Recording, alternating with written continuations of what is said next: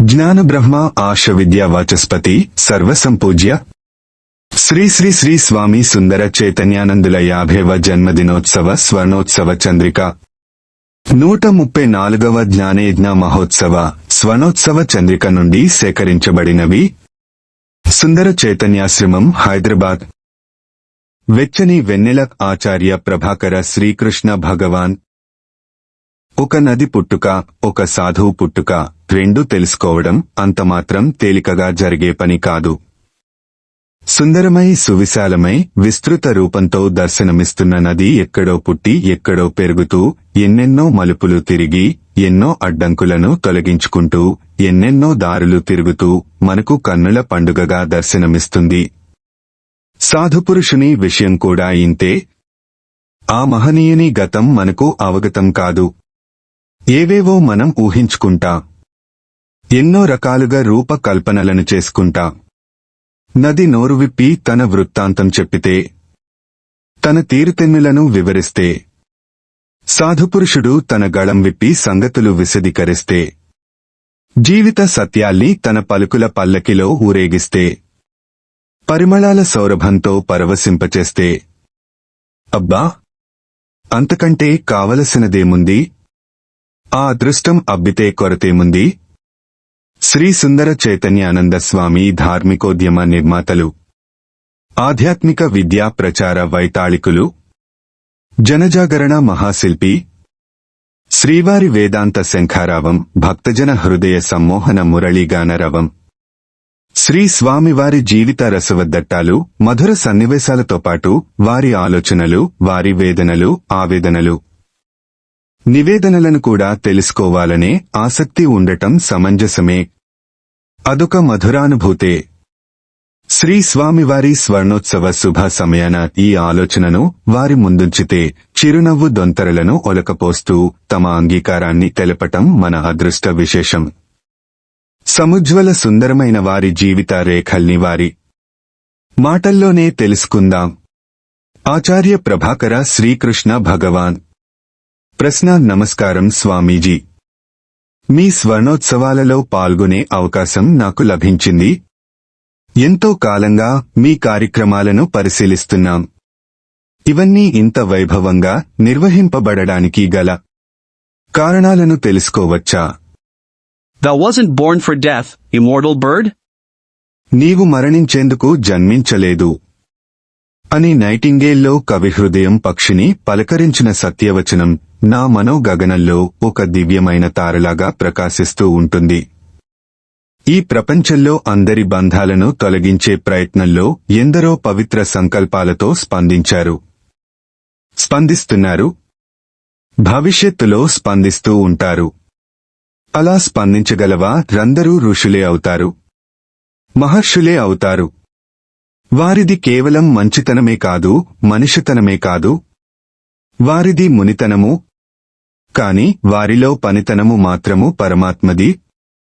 కనుకనే మహాత్ముల సంకల్పాలు, కార్యాలు పవిత్రంగా ఉంటాయి, ఎందరినో పవిత్రం చేస్తాయి. వారి వాక్కులు పరమాత్మ పలుకులు, వారి ప్రబోధాలు పరమాత్మ ప్రసాదాలు. ఎందరో మహానుభావులు అందరికీ వందనములు అన్నారు త్యాగరాజస్వామి. నేను అదే అంటున్నాను.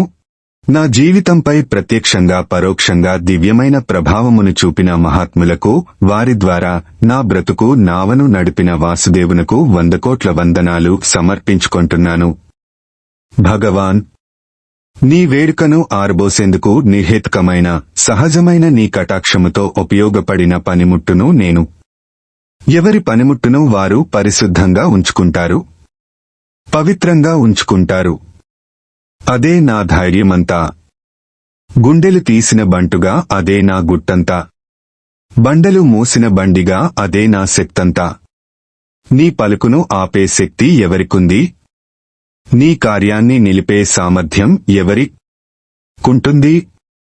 కనుకనే నా ప్రాణాలతో పాటు నా పనులు కూడా కదులుతున్నాయి అని నా హృదయం సదా పరమాత్మతో చెప్పుకుంటూ ఉంటుంది. He had given me a word to speak and a work to do, and until that word was spoken, I know that no human power could crush me. Until that work was done, no human power could stop God's instrument. పలకమని నాకొక పలుకును, చేయమని నాకొక పనిని భగవంతుడిచ్చాడు. ఆ పలుకును వినిపించే వరకు నన్ను ఏ మానవ శక్తి ఆనచలేదు. భగవంతుని పరికరమైన నన్ను ఆ పని జరిగే వరకు ఏ మానవ శక్తి ఆపలేదు అని ప్రఖ్యాతమైన ఉత్తరపర ప్రసంగంలో అరవిందయోగి అభిభాషించాడు. జ్ఞానపూరితమైన ఈ విశ్వాసంతోనే నేను సాగుతున్నాను. నా పనులు కొనసాగుతున్నాయి. ఇక్కడ నా పనులు అంటే నా ద్వారా జరిగే పనులని భావము.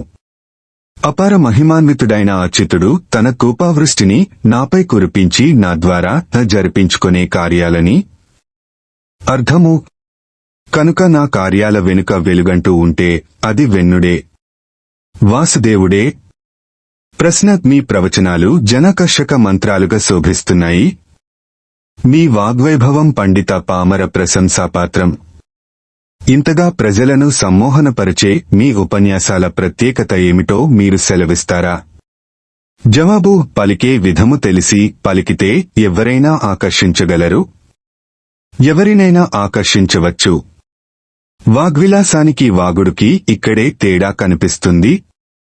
ప్రసంగంలో నాదంటూ ఒక ప్రత్యేక విధానము లేదు. పెద్దలు పలకమన్నట్లు పలుకుతాను, అంతే. అల్పక్షర రమణీయం యః కథేతి నిశ్చితం స వాగ్మి బహువచనమల్పసారం యః కథేతి విప్రలాపి. సహ తక్కువ మాటలలో రమణీయమైన విషయాన్ని సంశయాలకు అవకాశమివ్వకుండా నిశ్చితాభిప్రాయాలతో ప్రవచించేవాడే వక్త. విషయం ఎక్కువ లేకపోయిన మాటలనెక్కువగా పలికేవాణ్ణి వాగుడుకాయ అంటారు. ఈ విషయాన్ని తెలిపింది సుందరపాండ్య కవి.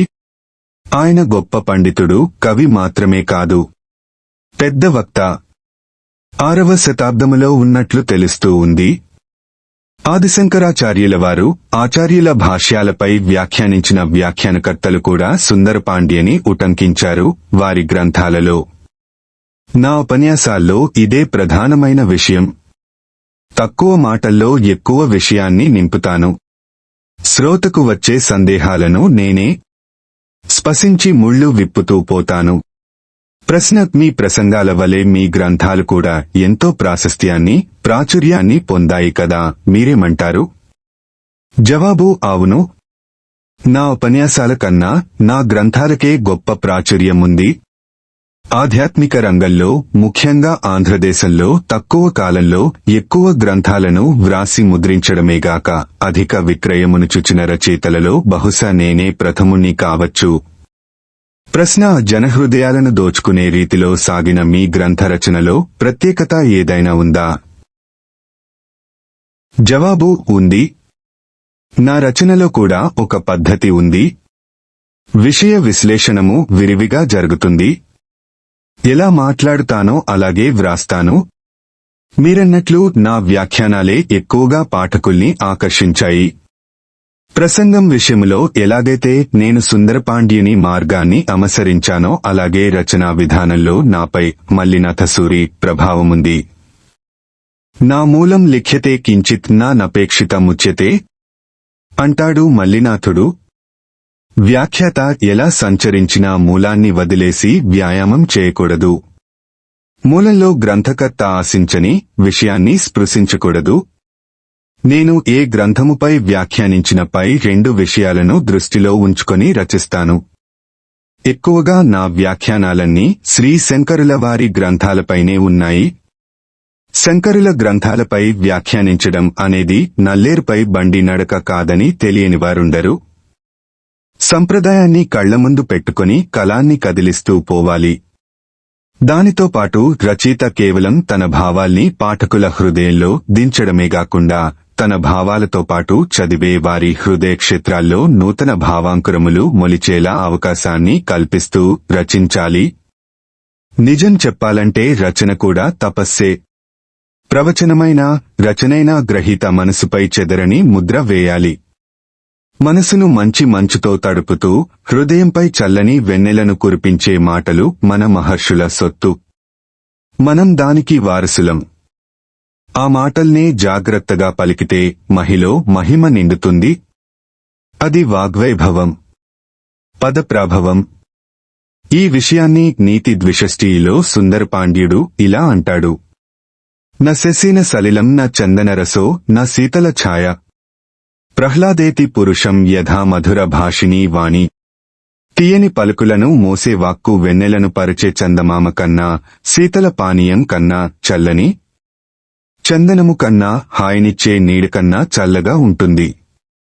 ఇలా పలకడం, వ్రాయడం వల్లనే రామాయణ, భారత, భాగవత, పురాణాది గ్రంథములన్నీ కాలమార్పులకు కరిగిపోకుండా వేదవైభవంతో శోభిస్తున్నాయి.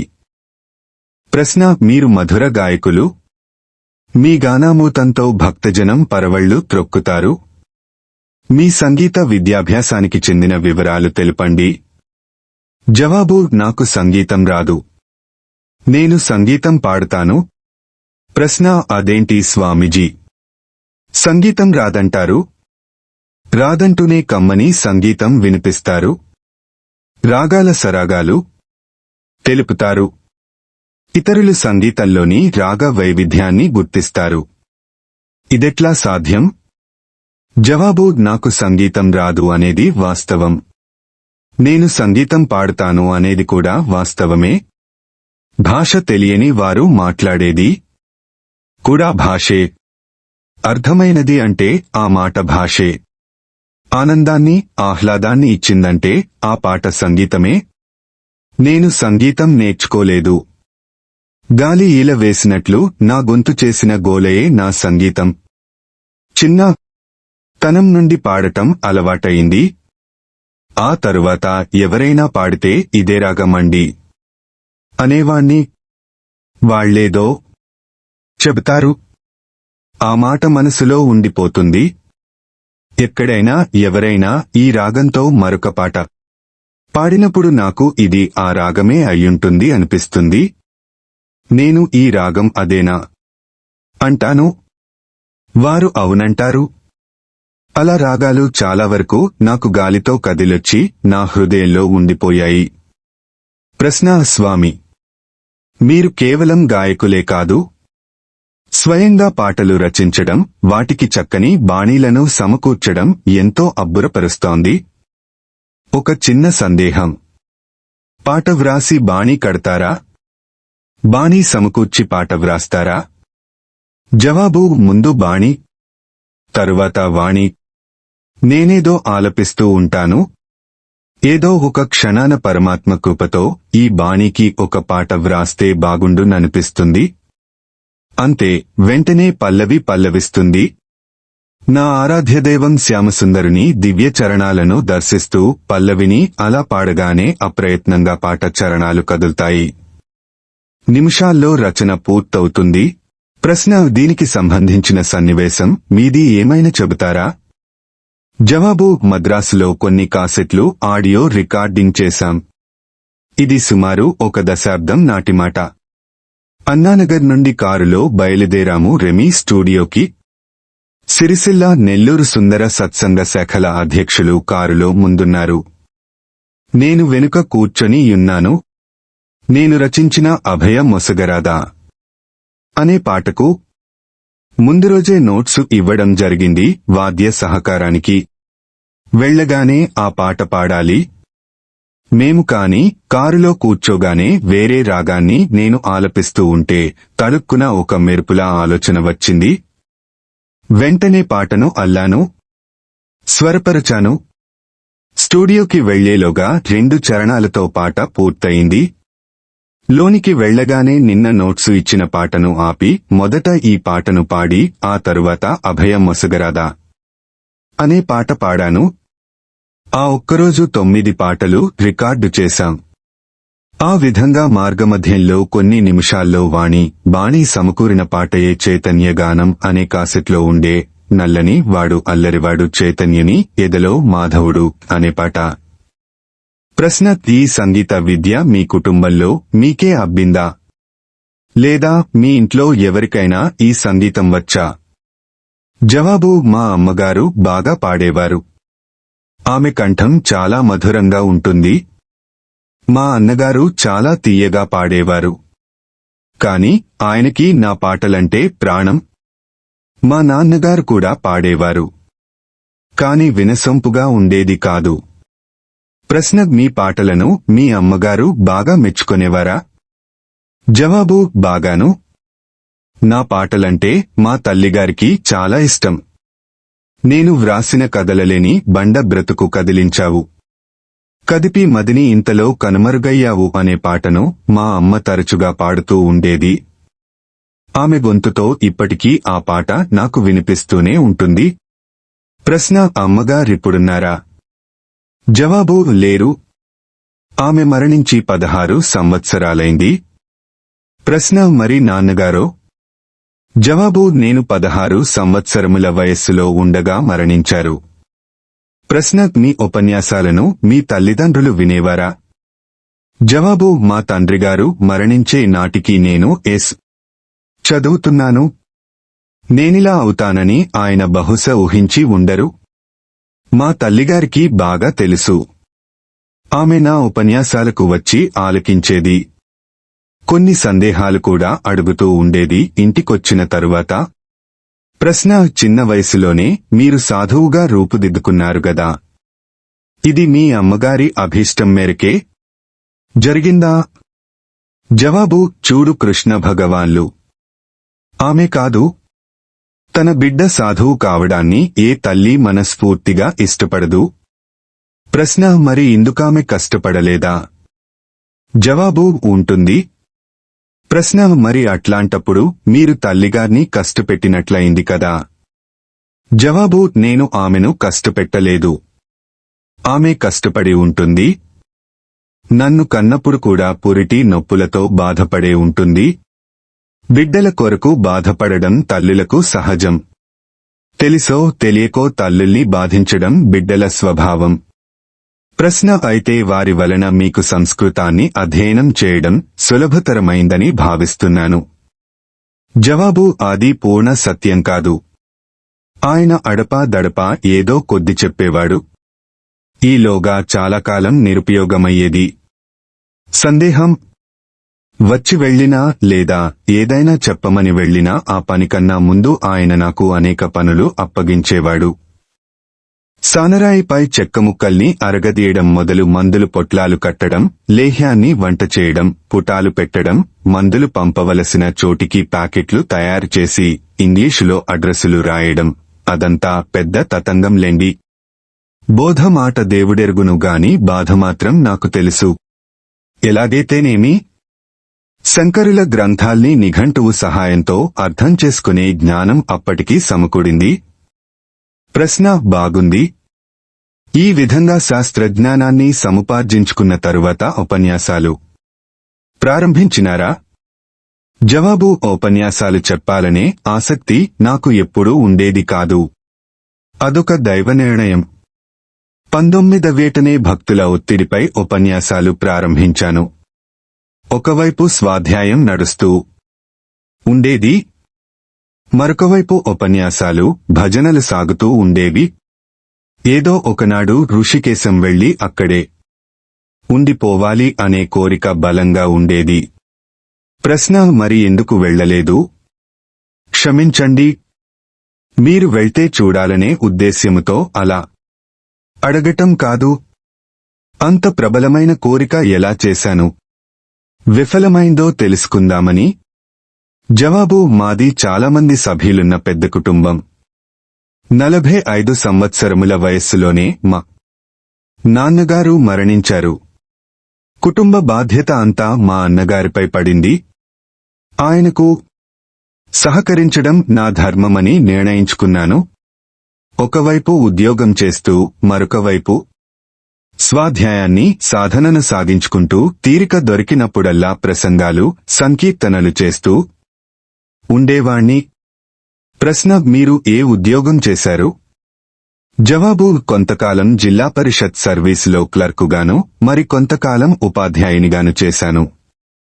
ప్రశ్న: అప్పటి మీ అనుభవములను చెబుతారా? జవాబు: ఏముంది అక్కడ అనుభవం. ధర్మయుతంగా జీవించాను.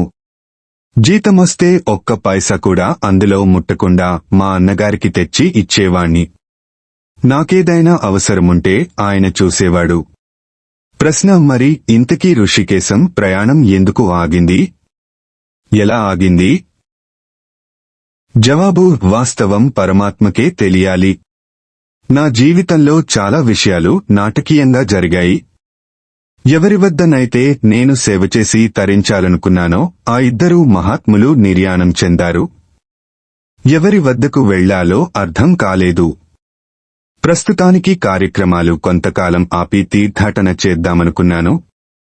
అదే సమయానికి శ్రీ చిదానంద స్వాముల వారు ఋషికేశ్, గూడూరు వచ్చి ఉంటే వెళ్లి దర్శించాను.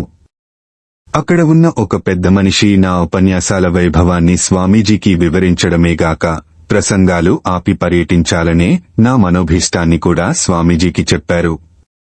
పూజ్య చిదానందులవారు నన్ను దగ్గరగా పిలిచి భగవత్సేవను ఎక్కువగా చేయండి, భగవంతుడు ఎక్కువగా మీకు మేలు చేస్తాడు అని ఇంగ్లీషులో చెప్పారు. స్వామీజీ అంటే నాకు ఎవలేని భక్తి. వారి వాక్కు దైవవాణిగా భావించి తీర్థాటనను మరచి మళ్లీ ఉపన్యాసాల తీర్థపు గిన్నెను చేతికి తీసుకున్నాను. ప్రశ్న: ఇది ఎంతకాలం క్రితం జరిగిన విషయం స్వామీజీ? జవాబు: సుమారు 30 సంవత్సరాల క్రితం విషయం అనుకుంటాను. నేను మొదట స్వామీజీని చూచింది 1966లో. ఈ సంఘటన నేను వారిని రెండవసారి దర్శించినప్పుడు జరిగింది. ప్రశ్న: ఆ తరువాత వారి మాట ప్రకారము కార్యక్రమాలు చేస్తూ అలా ఉండిపోయారా?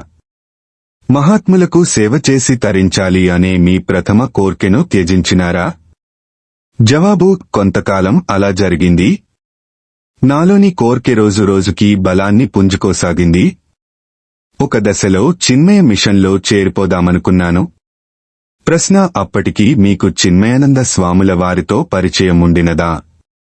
జవాబు: లేదు. 1963లో అనుకుంటాను. నేను 10వ తరగతిలో చదువుతున్నాను. మా మేనమామగారు గుంటూరులో రెవెన్యూ డిపార్ట్మెంటులో ఆఫీసరుగా పనిచేస్తూ ఉండేవారు. సెలవులు వచ్చినప్పుడు ఆయన వద్దకు వెళ్లి కొన్ని రోజులు గడిపేవాణ్ణి.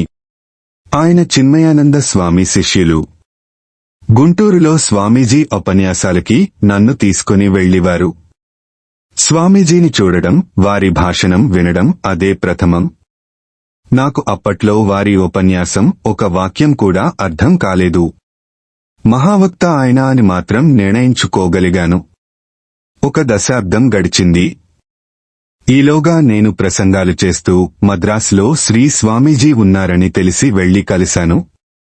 అప్పుడు వారు సాయంత్రం రామకృష్ణ మిషన్ హైస్కూలు మైదానములో, ఉదయం శాంతోల్లో ఉపన్యాసాలిస్తున్నారు. అక్కడ బుక్ స్టాల్లో బ్రహ్మచారి హరిదాస్, ఆయనే తరువాత స్వామి హరినామానంద యువకేంద్రం పుస్తకాలు కొన్ని పెట్టుకుని కూర్చొని ఉన్నాడు. ఆయనను కలిసి చర్చించాను. ఆయన చెప్పిన చిరునామాననుసరించి మరునాడు స్వామీజీని కలిశాను. స్వామీజీకి నమస్కరించి నా మనోభీష్టాన్ని తెలిపాను. సాందీపని సాధనాలయంలో బ్రహ్మచారిగా ప్రవేశించమని చెప్పారు. నేను చెప్పిన నా స్వవిషయాన్ని ఆసక్తితో వినడమేగాక చిరునవ్వుతో ఆశీర్వదించారు. అక్కడ నుండి వచ్చి మళ్లీ ఉపన్యాసాలు చేస్తూ ఉండినాను. సంస్కృత గ్రంథాలు అధ్యయనం చేస్తూ జపధ్యానాదులలో ఎక్కువ కాలం గడిపేవాణ్ణి. ఒకనాడు తిరుమలలో ఆర్ష సంస్కృతి సదస్సులో ప్రసంగించి తిరుపతికి వచ్చాను. అక్కడ స్వామి చిన్మయానంద శిష్యులు స్వామి దయానంద త్యాగరాజ మంటపములో ఉపన్యసిస్తూ ఉన్నారని తెలిసి వారి ఉపన్యాసానికి వెళ్లి ఆలకించాను. భీమా లంచ్ హోం వారి గృహంలో బస చేసి యున్న స్వామీజీని కలుసుకున్నాను. వారితో కూడా సంభాషించాను. నా అత్తిని వారికి తెలుపుకున్నాను. ఆయన సంతోషించారు. బాగుంది, కాని సాధువు వద్ద శాస్త్రాన్ని శ్రవణం చేయటము ఒక ప్రత్యేక అనుభూతిగా ఉంటుంది అంటూ సాందీపనికి రమ్మని వారు కూడా చెప్పారు. ప్రథమంగా నేను నా వ్యక్తిగత విషయాన్ని ఆయన ముందుంచి మా నాన్నగారి మరణంతో ఏర్పడిన బాధలు, మా అన్నగారి భుజములపై నిలిచియున్న సంసార బాధ్యత, కుటుంబంపై ఉన్న అప్పులు వివరించి, అప్పు తీరే వరకు మా అన్నగారికి సహకరించి ఆ తరువాత శాశ్వతంగా మీ వద్దకు వచ్చేస్తాను అని చెప్పాను. అప్పు ఎంత ఉంటుంది అన్నారు స్వామీజీ. ఒక 10-15 వేలు ఉండొచ్చు అన్నాను. ఇది 20 సంవత్సరాల క్రితం విషయం. అప్పట్లో మధ్యతరగతి కుటుంబంలో అది చాలా పెద్ద విషయమే. నేను సంపుతాను అన్నారు పెద్ద మనసుతో శ్రీ స్వామీజీ. ఆయన ప్రేమకు నా హృదయం చలించింది. ఈయన సార్థక నామధేయుడు అనుకున్నాను. కాని వారి సలహాని నా మనస్సు అంగీకరించలేదు. వారి ప్రేమకు మనస్సులో కృతజ్ఞతలు తెలుపుకున్నాను. ఆ తరువాత చిన్మయ మిషన్లో అప్పుడు ప్రవచనములిస్తున్న కొందరు బ్రహ్మచారుల చేత బ్రహ్మచారిణి చేత మా టౌన్లో నేను ఉపన్యాసాలు ఏర్పాటు చేసి నేను ప్రసంగించేవాణ్ణి. బ్రహ్మచారి పురుషోత్తమ చైతన్య వారే ఇప్పుడు స్వామి పురుషోత్తమానంద. బ్రహ్మచారిణి శారద ఆమె ఇప్పుడు స్వామిని శారద ప్రియానంద మొదలగు వారి ప్రసంగాలు ఏర్పాటు చేశాను. ప్రశ్న: మరి మీరెందుకని చిన్మయ మిషన్లోకి వెళ్లలేదు? జవాబు: అది నాకు ఇప్పటికీ అంతుపట్టని విషయమే. ఆ తరువాత సాందీపని సాధనాలయంలో శిక్షణ పొంది వచ్చి ఊరూరా తిరుగుతూ ప్రసంగం చేస్తున్న కొందరి బ్రహ్మచారులను చూసిన తరువాత నాలో నిజం చెప్పాలంటే కొంత సంఘర్షణ ప్రారంభమైంది. నేను చూచి భాషించిన పురుషోత్తమ చైతన్య, బ్రహ్మచారి హరిదాస్ లాంటి వ్యక్తుల సౌజన్యం ఒకవైపు నా స్పందనకి జీవం పోసినా, మరికొందరు బ్రహ్మచారుల ప్రవచనములు, ప్రవర్తనలు ఎందుకో నన్ను తీవ్ర సంఘర్షణకు గురిచేశాయి. ఎందుకైనా మంచిది, కొంతకాలం వేచి చూద్దాం అని శ్రేయోభిలాషుల సలహాలతో నా మనసు కూడా ఏకీభవించింది. ఈలోగా చాలా మార్పులు తొంగి చూశాయి. శ్రీచిన్మయానంద స్వామి చాలా బిజీగా కనిపించారు. శ్రీ దయానంద స్వామి విదేశాలకు వెళ్లారు. ఆ తరువాత మిషన్కే దూరమయ్యారు. ఇలా జరిగింది. ఈలోగా ఆంధ్రదేశంలో నా యజ్ఞాలు ఊపందుకున్నాయి. మైదానాలు ఉంటే తప్ప ఉపన్యాసాలు జరిగే అవకాశం కనిపించకుండా వచ్చింది. ఆ సమయంలో రామకృష్ణ మఠాధ్యక్షులు పూజ్య రంగనాథానంద స్వాముల వారి సభకు అధ్యక్షత వహించడం జరిగింది. ఆ సభలో వారి ఆంగ్లోపన్యాసాన్ని నేను అనువాదం చేయడం కూడా జరిగింది. ఇది జరిగి 16 సంవత్సరాలు కావస్తున్న పూజ్య రంగనాథ నందజీ స్మృతిపథంలో అలాగే ఉంది. గతమాసం స్వర్ణోత్సవ సభలకు ఆహ్వానించడానికి మన ఆశ్రమ భక్తులు వెళ్లినప్పుడు శ్రీస్వామీజీ ఆ విషయాన్ని గుర్తు చేశారు. సభ ముగిసిన తరువాత స్వామీజీతో నా విష్ణు సహస్రనామ భాష్యాన్ని గూర్చి ముచ్చటిస్తున్న సందర్భంలో మీరు ఏ సంస్థకు సంబంధించినవారు అని అడిగారు నన్ను. నేను ఏ సంస్థకు సంబంధించిన వాణ్ణి కాను, ఋషుల మార్గంలో అభిరుచి గలవాణ్ణి అని. అయితే ఏ సంస్థలో చేరవద్దు, మీరే ఒక సంస్థగా ఎదగండి అన్నారు. స్వయం కృషితో స్వశక్తితో అత్యున్నతమైన స్థాయికెదిగిన పూజ్య రంగనాథానంద స్వాముల వారంటే నాకు ఎనలేని గౌరవము. పరమహంస గురుదేవుల ప్రధాన శిష్యులలో ఒకరైన స్వామి శివానందుల వారి శిష్యులైన రంగనాథానంద స్వాముల వారి సలహా నాకు శిరోధార్యంగా భాసించింది. గురువులను వేటాడే కార్యక్రమాల్ని అంతటితో వదిలేశాను. దీక్షా గురువైన శ్రీ శుద్ధానంద భారతీ స్వాములవారి అనుగ్రహం నాపై పుష్కలంగా వర్షించింది. నా ఆరాధ్య దైవమైన శ్యామసుందరుడు ఎప్పటికప్పుడు నా బ్రతుకు నావను మలుపు త్రిప్పుతూ ఉండేవాడు. ఇలా స్థిమిత పడిపోయాను, స్థిరపడి పోయాను. పరమాత్మను హృదయంలో ఉంచుకొని శాస్త్రము ఎలా ప్రమాణమో గ్రహించాను. ప్రామాణికంగా బోధించడానికి, జననాడి నెరిగి ప్రవచించడానికి అలవాటు పడే ఉన్నాను గనుక నా బోధలతో లక్షలాది మంది స్పందించారు. వేలాది మంది సాధకులయ్యారు. సంతుష్టులైన వారు కూడా చాలా మంది ఉన్నారు. ప్రశ్న: స్వామీజీ, మీలాగే అందరూ శాస్త్రమునే ప్రమాణముగా గ్రహించి బోధించుచున్నారు కదా, అలాంటప్పుడు బోధలు పరస్పర విరుద్ధములుగా ఎందుకు గోచరించుచున్నవి? జవాబు: చాలా మంచి ప్రశ్న వేశారు. ఇది చాలా విపులంగా చర్చించవలసిన విషయం. సందర్భం, సమయం, అనుకూలతలను దృష్టిలో ఉంచుకొని కొన్ని ముఖ్యాంశములను చెబుతాను. అందరూ శాస్త్రమునే ప్రమాణముగా అంగీకరించిన వారిలో సిద్ధాంత భేదములున్నాయి. ద్వైత, అద్వైత, విశిష్టాద్వైత, శుద్ధాద్వైతాది సిద్ధాంతములు అనేకములున్నాయి. ఒక్క అద్వైత సిద్ధాంతమును ప్రక్కన పెడితే తక్కిన వారందరూ ఉపనిషత్తులకు విపరీతార్థములను సృష్టించి వాటిని విశ్వసించమని జనావళిపై రుద్దినారు. శృతహన్య శృతకల్పనయః అన్యాయత్వాత్ వేదాలు చెప్పే నిశ్చితార్థములను విడిచిపెట్టి వాటికి నూతన అర్థాలు చెప్పడం అన్యాయమని శ్రీశంకరాచార్యస్వామి బృహదారణ్యకోపనిషద్ భాష్యంలో హెచ్చరించారు కూడా. కర్మనే ప్రధానంగా తీసుకుని వాదించు మీమాంసకులుగాని జ్ఞానము, కర్మ అనువాటిని స్పష్టంగా విశదీకరించలేని సముచ్చయవాదులుగాని ఉపాసన ద్వారా మోక్షము లభిస్తుందని పలికే ఉపాసనవాదులుగాని ఆత్మను అనుభవంగా గ్రహించాలి అనే అనుభవవాదులుగాని వాసనాక్షయ వివర్జితమే మోక్షము అనేడి వాసనాక్షయవాదులుగాని చిత్తవృత్తి నిరోధమును ప్రతిపాదించే యోగమార్గానుయాయులుగాని శాస్త్రమునే ఉటంకిస్తూ ఉండిన ఆత్మ స్వతః సిద్ధమనే అద్భుత విషయాన్ని జారవిడుచుకున్నందున శాస్త్రమును అశాస్త్రీయంగా గ్రహించి సంప్రదాయబోధ యొక్క ఫలితాలను అందుకోలేకపోతున్నారు. అద్వైత వేదాంతము ఆత్మసాక్షాత్కారమును ప్రసాదిస్తుందని చాలామంది అద్వైతుల అభిప్రాయము. ఇలాంటి చోట అద్వైత వేదాంతమును ప్రధానంగా స్వీకరించిన వారు కూడా మరో మార్గంలో పయనిస్తున్నారు. సాక్షాత్కారము అంటే దేశకాలాదులను అధిగమించి అతీతమైన దానిని దర్శించుట అని భావము. ఇదే వాస్తవమైతే దేశకాలాదులు ఆత్మకు భిన్నంగా ఉన్నట్లు అంగీకరించవలసి వస్తుంది. అదే జరిగితే ఆత్మ అఖండత్వానికి భంగం వాటిల్లుతుంది. స్వతసిద్ధమైన ఆత్మ దేనిచేతను అనగా దేశకాలాదుల చేత కూడా పరిచ్ఛిన్నుడు కాలేడు అనే సత్యాన్ని ప్రామాణికంగా యుక్తిని మిళితం చేసి అనుభవానికి తెచ్చుకోవాలి.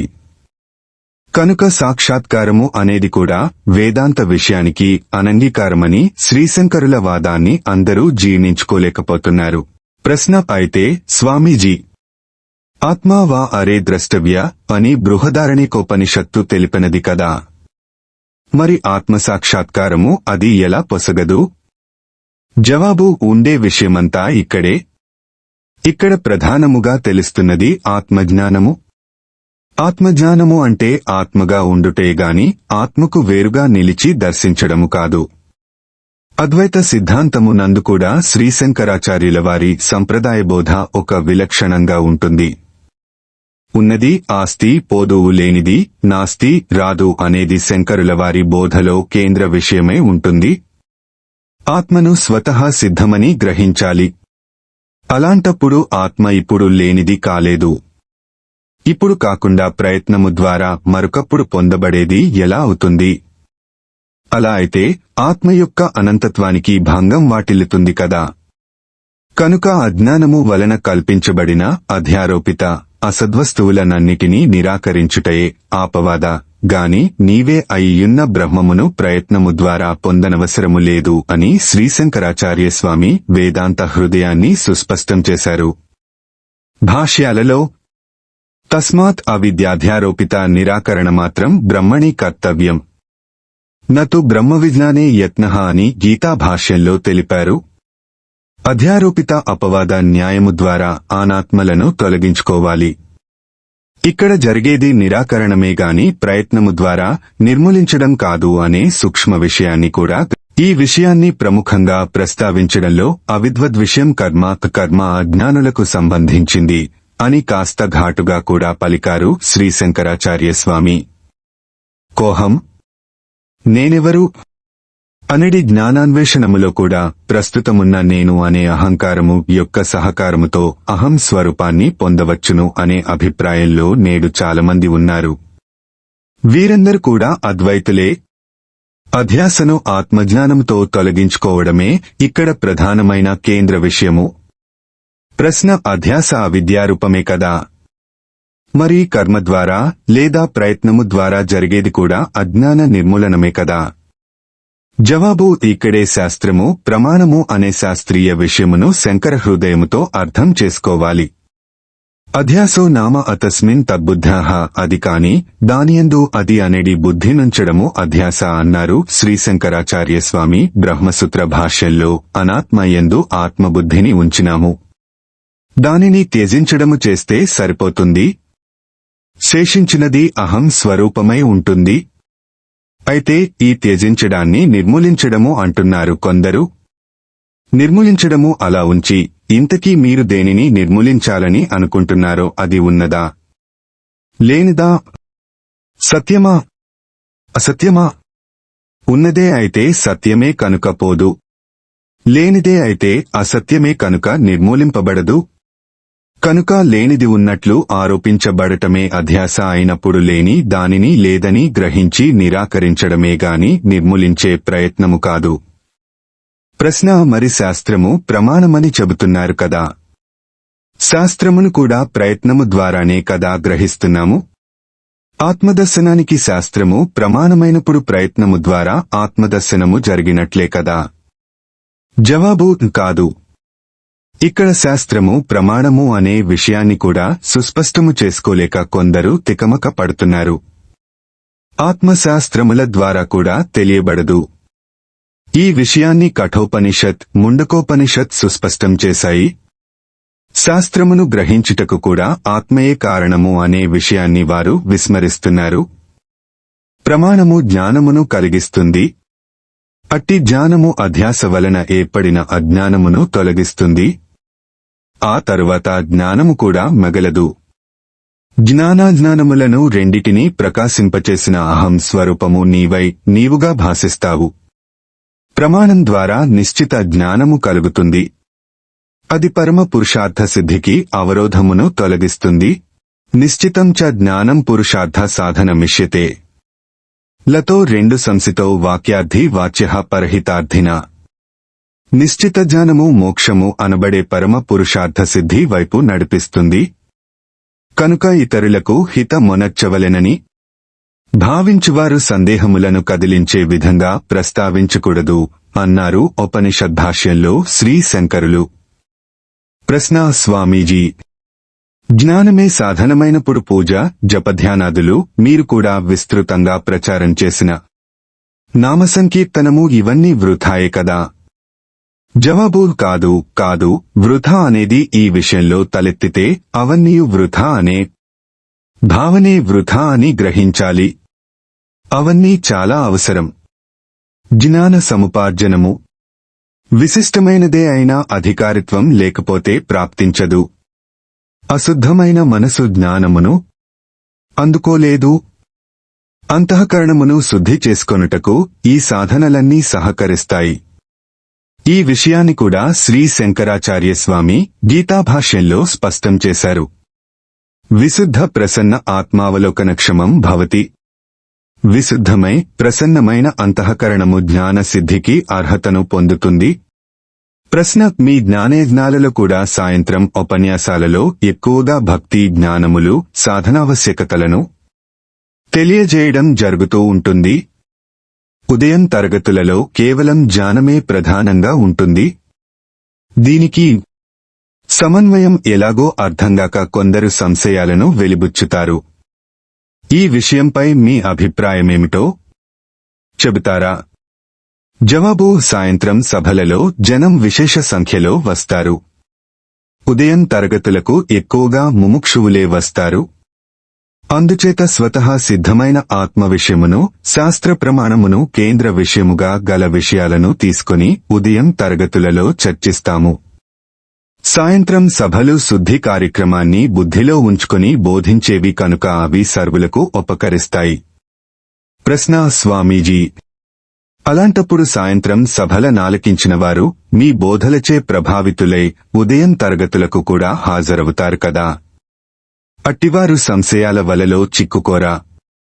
జవాబు: అవును. ఆ ప్రమాదం లేకపోలేదు. కాని నా అనుభవం మరో విధంగా ఉంది. సంశయగ్రస్తులు కావడమనేది బోధించే వారి మీద ఆధారపడి ఉంటుంది. నామటుకు చాలా జటిలమైన గహనమైన ఉపనిషద్ విషయాల్ని వివరిస్తున్న నిరక్షరాస్యులైన వృద్ధులు కూడా కదలకుండా ఆసక్తితో వింటారు. మధ్యలో లేచిపోవడం ఇప్పటికీ నాకంటబడలేదు. వినినంత మాత్రాన వారికి అర్థమవుతుందా అనేది వేరే ప్రశ్న. కలత చెందకుండా వినేటట్లు వక్త చెప్పగలిగితే చాలు. వారికి అర్థం కాకపోవచ్చు, కాని ఇది అర్థం చేసుకోదగిన విషయము అని గ్రహిస్తారు. అది చాలు. ఆ తరువాత జరుగుతుంది మేలు. ప్రశ్న: స్వామీజీ, ఒకవైపు మీ ఉపన్యాసముల జోరు, మరొక వైపు ఉద్గ్రంథ రచనల హోరు, సత్సంగ స్థాపనకే పరుగు. ఆడియో, వీడియోలపై పోరు, క్షణం తీరుబడి లేకుండా సాగే మీ తీరు, మీ ధ్యానానికి, తపస్సుకు భంగం అని భావిస్తున్నారా? మీ వ్యక్తిగతమైన విషయం అడుగుతున్నందుకు మరోలా భావించకండి. జవాబు: చూడు నాయనా, బిడ్డ తల్లిని సమీపించి ప్రేమతో కొంగుపట్టి ఈడ్చినప్పుడు పైట చెంగు జారిపోవడం సహజం. అది చాలా ఇబ్బందికరమైన విషయమే. అయినా ఒక చేత్తో బిడ్డను లాలిస్తూ మరొక చేత్తో పైటను సరిచేసుకోవడం తల్లులకు సహజమైన విషయం. అది ప్రేమ కార్యం కనుక వారికి అది ఇబ్బందిగా ఉండదు. సాధనను ఒక మూసలో పోసుకొని ఒక కాలానికి, దేశానికి పరిమితమై తలుపు మూసుకొని కూర్చోవడం ప్రారంభ దశలో అతి ముఖ్యమైన కాలం. దొర్లిపోతున్న జీవితంలో ప్రతి క్షణాన్ని పవిత్రంగా, ప్రతి కర్మను తపస్సుగా మార్చుకోలేకపోతే మాత్రం జీవితం ప్రమాదం నుండి బయటపడదు. నాకే కాదు, కర్మ కాకుండా కర్మ యోగము అర్థమైన వారికి ప్రతి పని పూజే, ఆలోచనలన్నీ అర్చనలే. ఇది అర్థమైతే సిబ్బంది ఉండొచ్చు, అంతమాత్రాన ఇబ్బంది ఉండదు. ప్రశ్న: ఇప్పటివరకు మీరు అనితర సాధ్యములైన కార్యక్రమములను నిర్వహించినారు, ఒక రికార్డునే సృష్టించారు. స్వామీజీ, మీరు నిర్వహించిన కార్యక్రమాల పట్ల మీరు సంతృప్తి చెందారా? జవాబు: సంతృప్తి అనేది చాలా పెద్ద విషయం. కాని అసంతృప్తి చెందలేదని మాత్రం ఖచ్చితంగా చెప్పగలను. సంతృప్తి చెందాలని కార్యక్రమాలు నిర్వహించలేదు. ఒకవేళ కార్యక్రమాల వల్లే సంతృప్తి కలిగేటట్లయితే అది పరిమితమే కనుక ఆ సంతృప్తి కూడా క్షణికమే. పరమాత్మకు సంబంధించిన పవిత్ర కార్యక్రమాలలో ఏది చేసినా, ఏది పొందినా ఈశ్వర భావనతో ముడిపడి ఉంటాయి కనుక అవి మనస్సులో మరో విధమైన ప్రభావాన్ని చూపలేవు. ప్రశ్న: స్వామీజీ, విశిష్టాద్వైత సంప్రదాయానికి చెందిన కుటుంబంలో పెరిగిన మీరు అద్వైతానికి ఎలా ఆకర్షింపబడినారు? జవాబు: సంసారాలకు, సంస్కారాలకు బంధాలు లేవు, సంబంధాలు లేవు. కుటుంబ సభ్యులందరూ ఒకే విధమైన ఆహారాన్ని గ్రహించడానికే విభేదిస్తారు. భౌతిక విషయాలే ఇలా ఉన్నాయి. జన్మాంతర సంస్కారాలు విడిచిపెడతాయా? రుచులలో భేదాలు ఉన్నట్లే అభిరుచులలో కూడా ఉంటాయి. సదాచారములను, సద్భక్తిని నేను గౌరవిస్తాను. కాని సత్యరూపమైన ఆత్మవిద్యయందే నాకు అభిరుచి. ప్రశ్న: మీ ఉద్యమం విషయంలో సమాజములో మీరు ఊహించిన మార్పులు వచ్చాయా? ఫలితాలు లభించాయా? జవాబు: సమాజంలో నేను సృష్టించింది ఉద్యమమేనని మీరు అంగీకరిస్తే ఇక ఫలితాల జోలికి పోనవసరం లేదు. జమా ఖర్చులు చూడ నవసరం లేదు. ఉద్యోగాలైతే ఆదాయాలు, ఉద్యమాలలో చూడవలసింది ఆనందమే కాని ఆదాయం కాదు. ప్రశ్న: అవును స్వామీజీ, ఆ ఆనందమే ఫలించిందా అనేది నా ప్రశ్న. జవాబు: చూడు నాయనా, వర్షించే మేఘం ఉరుములో ఏ ఆశలుంటాయి? పుష్పించే సుమాలలో ఏ కోరికలుంటాయి? వసంతంలో గళం విప్పిన కోకిలమ్మ ఏమి ఆశించి ఉంటుంది? ఆధ్యాత్మిక ఉద్యమాల ప్రభావాలు, ఫలితాలు అంచనాలకు అందవు, ఆలోచనలకు చిక్కవు. ఒక కాలంలో అవి జరుగుతున్నా అవి ఒక కాలానికి, ఒక దేశానికి పరిమితం కావు. ప్రసాద మనస్తత్వంతో జీవించడమే ఆధ్యాత్మిక రంగంలో నాలాంటి సేవకులు అలవాటు చేసుకోవాలి. ఆశనిరాశల పర్వానికి శ్రీకారం చుట్టకూడదు. పరమాత్మ సేవలో అసంతృప్తు లుండవు. స్వార్థం తల ఎత్తితేనే అసంతృప్తి, అశాంతి. ప్రశ్న: ఈనాడు మిమ్మల్ని అనుకరిస్తూ చాలామంది కార్యక్రమాలు చేస్తున్నారు. అవన్నీ కూడా సముచితమైనవియే అని మీరు భావిస్తున్నారా? సమాజంలో ఈనాడు జరుగుతున్న ధర్మ ప్రచారంపై మీ అభిప్రాయమేమిటి? జవాబు: లోకంలో ఎన్నో జరుగుతుంటాయి. అలా జరిగితేనే అది లోకం. అనుకరణ ఏముందిలేండి. అనుకరణ అనేది సహజాతము. కనుక బుద్ధి వికసించని పిల్లలలో ఉంటే తప్పులేదు కాని ఎదిగిన తరువాత కూడా అది మరుగున పడకుంటే ఆ వ్యక్తి మనస్సు ప్రకాశానికి నోచుకోదు. సహజత్వములో శోభ, అనుకరణలో క్షోభ తప్పవు మరి. ఇతరుల విషయాలను పెద్దగా పట్టించుకోవడానికి నాకు సమయం కూడా ఇవ్వలేదు పరమాత్మ. ఒకటి మాత్రం సత్యం, కదలకుండా నిలబడియున్న చెట్లు గాలికి చలించినట్లు ఈ 3 దశాబ్దాల కాలంలో నా ప్రచార గాలికి స్పందించి కొందరు కదిలారు ప్రచారం చేయడానికి. అది కూడా ఒక మంచి పరిణామమే. ప్రశ్న: మరి సమాజంపై వాటి ఫలితాలెలా ఉంటాయి? జవాబు: అది వారు అనుసరించే, ఆచరించే తీరును బట్టి ఉంటుంది. ప్రయత్నంలో చిత్తశుద్ధి ఉంటే, అవరోధాలు ఎదురైనా పరమాత్మ కృపతో వాటిని అధిగమించే అవకాశముంటుంది. సత్ఫలితాలను సాధించే పరిస్థితి కూడా ఉంటుంది. మీరన్నట్లు అనుకరిస్తూ పోతే అగచాట్లే మిగుల్తాయి, ఆవేదనలే తోడు నిలుస్తాయి.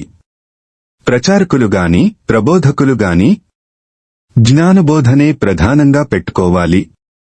ప్రజల్ని ప్రలోభాలకు గురిచేస్తూ, ఆశల్ని రేకెత్తిస్తూ, వాగ్దానాలు చేస్తూ ఎక్కములను వల్లించినట్లు ప్రయాణ తరగతులంటూ బలహీనతలపై స్వారీ చేస్తూ పురుషార్థ నిశ్చయము లేని కారణాన భవరోగాలను నిర్మూలించే ప్రయత్నానికి బదులు భౌతిక రోగాలకు మందులిస్తామని తిరుగుతూ అమాయకుల్ని పెడత్రోవ పట్టించడం లాంటివి మాత్రము చేసేవారికి ఎలాగూ ప్రయోజనం లేదనే సత్యం బహుశా వారు గుర్తించలేకపోయినా సమాజానికి అది పెద్ద ప్రమాదమని, ప్రగతి నిరోధకమని విజ్జులు బాధపడుతున్నారు.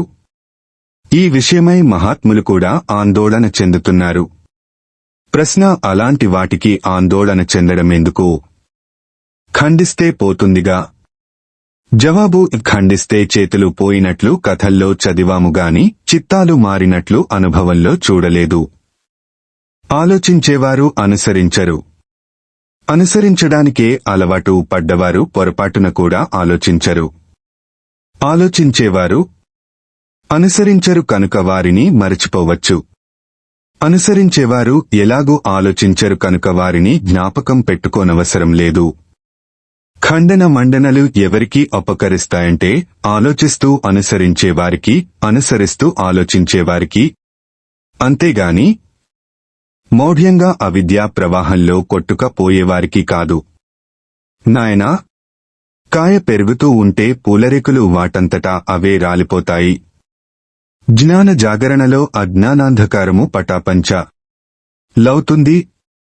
చీకటిని గూర్చి చింతిస్తే మిగిలేదేమో ఉండదు. దీపం వెలిగించే ప్రయత్నం చేయాలి. ఆ ఒక్క పనే చేయదగింది. మనము అదే చేస్తున్నాం.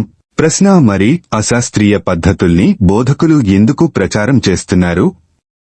దానివలన సమాజానికి ప్రమాదం లేదా? జవాబు: ఎందుకు చేస్తున్నారంటే ఏం చెప్పేది? వారికి ఉండే జ్ఞానాన్ని వారు ప్రచారం చేస్తున్నారు. వారి బుద్ధికి సంక్రమించిందే జ్ఞానమనుకుంటున్నారు. ఇదంతా శాస్త్రం తెలియని దోషం. పర్వాలేదు, ఇప్పుడైనా తెలుసుకుని తరువాత ప్రచారం మొదలు పెట్టవచ్చు. కాని ప్రబోధకులుగా ముద్ర వేయించుకున్నారు. ఇప్పుడు మరొకరి దగ్గర నేర్చుకోవాలంటే ఆత్మాభిమానం అట్టొస్తుంది. ఇక సమాజానికి అంటారా? ఏ ప్రమాదమూ ఉండదు. చెప్పేవాడికే అర్థంగాని విషయం వినేవాడిపై ఏ ప్రభావాన్ని చూపుతుంది? ఇద్దరికీ కాలక్షేపంగా ఉంటుంది. విషయం అర్థమైనవాడు ప్రగతిని సాధించలేకపోతే ఆలోచించాలిగాని విషయాభిలాషుల్లో ప్రగతి శూన్యమనేది సర్వులకు విదితమే కదా. కాని ఒక్క మాట, వీటివల్ల అసలే ప్రగతి ఉండదు అని చెప్పడానికి కూడా వీల్లేదు. మనస్తత్వశాస్త్రరీత్యా అవలోకిస్తే ఇక్కడొక రహస్యము కూడా ఉంది. తెలియకపోయినా బోధ చేసేవాడు ఏదో ఒక క్షణాన తన అమాయకత్వంతో తానే విసుగు చెంది సన్మార్గములో పడవచ్చు. అలాగే అమాయకంగా వింటూ ఉండేవారు కూడా ఒక దశలో వెగటేసి చక్కని బోధను అందుకోవాలని భావించి మార్గాలను అన్వేషించి పట్టుకోవచ్చు. అది కూడా విననివాడికి ఇలా మారే అవకాశం కూడా ఉండదు కదా. అన్నీ మంచికే జరుగుతాయి అని ఇందుకే అంటారేమో పెద్దలు. ప్రశ్న: స్వామీజీ, సత్సంగ స్థాపనలో మీ ఉద్దేశ్యమేమిటి? నాటిన మొక్కకు నీళ్లు పోయడం లాంటిది. నా ఉపన్యాసాలనాలకించి స్పందించి ప్రభావితమైన వారిలో విచారమును పెంచేందుకు, విచారమార్గంలో చరించే వారిని అనుభవములోకి నడిపేందుకు, అనుభవములో నిలకడగా నిలిచిన వారిని ప్రచారమునకు ప్రోత్సహించేందుకు. ఒక్క మాటలో చెప్పాలంటే ప్రపంచంలో పరమాత్మను దర్శించే శుభదృష్టిని పెంపొందించేందుకు. ప్రశ్న: అవి ఏ మేరకు ప్రగతిని సాధించాయి? జవాబు: వాటి మేరకు అవి ఏవో సాధించాయి. కొన్ని చోట్ల కృష్ణాలయాలు, సత్సంగ భవనాలు వెలిశాయి. కొన్ని చోట్ల సేవా కార్యక్రమాలు విరివిగా జరిగాయి. చాలా చోట్ల నా ప్రసంగాలు వాటి ద్వారానే జరుగుతాయి. నా ఉద్యమంలో సత్సంగ శాఖలు పంచప్రాణాల్లాగా పనిచేశాయి, చేస్తున్నాయి. ప్రశ్న: స్వామీజీ, మీ 50వ జన్మదినోత్సవమును పురస్కరించుకుని విడుదల చేస్తున్న ఈ స్వర్ణోత్సవ చంద్రికలో ఈ చివరి ప్రశ్నతో నా 50 ప్రశ్నలు పూర్తి కావడం ఒక విశేషం. చివరగా మీ భవిష్యత్తు కార్యక్రమమేమిటి? మీ ప్రచారంలో భాగంగా విదేశాలకు వెళ్లడము ఖాయమేనా? జవాబు: నాయనా, సంతోషం. భవిష్యత్తు అనేది కూడా కాలమే. గతంలో ఏం జరిగింది, భవిష్యత్తులో అదే జరుగుతుంది. ఏ కాలంలోనైనా ఈ ఆర్షధర్మానికి అంకితమైన వారి నుండి పరమాత్మ సేవల కన్నా అన్యంగా ఏం జరుగుతాయి? కాకపోతే పద్ధతులు మారవచ్చు, ప్రక్రియలు మారవచ్చు. నేను శారీరకంగా, మానసికంగా చాలా అలసిపోయాను. ఇక మీదటైనా ఆరోగ్యం విషయంలో నేను కొద్ది శ్రద్ధ వహించాలనుకుంటున్నాను. ఎంతో ఓర్పుతో, నేర్పుతో విసుగు లేకుండా సహకరించిన శరీరానికి కనీసపు విశ్రాంతినైనా ఇవ్వాలి అనుకున్నాను. అలాగే ఆశ్రమవాసులు, బ్రహ్మచారులు కష్టసుఖాల్లో పాలు పంచుకుంటూ నీడలా నన్ను అనుసరిస్తూ చక్కని సేవలు అందించారు. ఇక మీదట వాళ్లకు శిక్షణనిస్తూ కొంత సమయం వాళ్లతో కూడా ఆనందంగా గడపాలి అనుకుంటున్నాను. కొండంత శక్తిగా నా వెనుక నిలిచిన సత్సంగ సభ్యులకు సాధనలో చక్కని శిక్షణనివ్వాలని, వారందరికీ అందుబాటులో ఉండాలని, దానికి అనుగుణంగా కార్యక్రమాన్ని రూపొందించుకుంటున్నాను. ప్రచార కార్యక్రమం కూడా ముందుకన్నా బాగానే జరుగుతుంది. సమయాన్ని వృధా చేయకపోతే ఇవన్నీ జరుగుతాయి అనుకుంటున్నాను.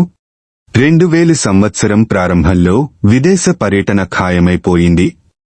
ఈలోగా కొన్ని రోజులు వెళ్ళొచ్చినా ఆశ్చర్యం లేదు.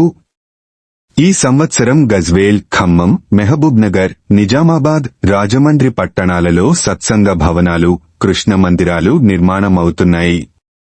వాటి కుంభాభిషేకాలు నిర్వహించవలసి ఉంది. అన్నీ జరుగుతాయి. ఇక మీదట శక్తికి మించి శ్రమించదలుచుకోలేదు. వ్యథ చెందుతున్నట్లు ఇతరులకు నన్ను చూపెట్టే రీతిలో కార్యక్రమాలను నిర్వహించదలుచుకోలేదు. నేనిక ప్రశాంతంగా ఉంటాను. నన్ను చూచి జనులు ప్రసన్నతను అలవర్చుకొనేలా ఉంటాను. తీరిక సమయాల్లో కమ్మని కవితలల్లుతాను. తీయని పాటల్ని కాసెట్లలో దాచి అందిస్తాను. ఆధ్యాత్మికంగా సాధకులకు విసుగు లేకుండా సలహాలిస్తాను. ప్రాపంచిక విషయాల ప్రస్తావన ఎవరైనా చేసినా మౌనం వహిస్తాను. చైతన్య హాస్పిటల్, చైతన్య విద్యాలయములకు పథకం రూపొందిస్తున్నాము. చివరగా నాలో ఈనాడు ప్రధానంగా నిలిచియున్న కోరిక ఒక్కటే. ఉపనిషత్ ప్రతిపాదిత అద్వైత జ్ఞానాన్ని కనీసం కొందరి హృదయాల్లోనైనా పూర్ణంగా దించాలని, ఉంచాలని. అంతే. ఓం ఓం ఓం. స్వామీజీ, మీ స్వర్ణోత్సవ సందర్భంగా చేస్తున్న ఈ ఇంటర్వ్యూలో ఎన్నో శాస్త్రీయ అంశాలను, విశేషాలను స్వర్ణోత్సవ చంద్రిక పాఠకలోకానికి అందివ్వటం ఎంతో ఆనందాన్ని కలిగిస్తున్నది. ఇటీవల హైదరాబాద్లో జరిగిన ఒక సభలో మీ జీవిత చరిత్రను అక్షరబద్ధం చేయాలనే నా ఆలోచనకు ఈ ఇంటర్వ్యూ ప్రాతిపదికగా భావిస్తున్నాను. మీ ఆశీస్సులతో ఆ కార్యక్రమం విజయావహం అవుతుందని భావిస్తూ మరొక పర్యాయం నమస్సులనర్పిస్తూ సెలవు తీసుకుంటున్నాను.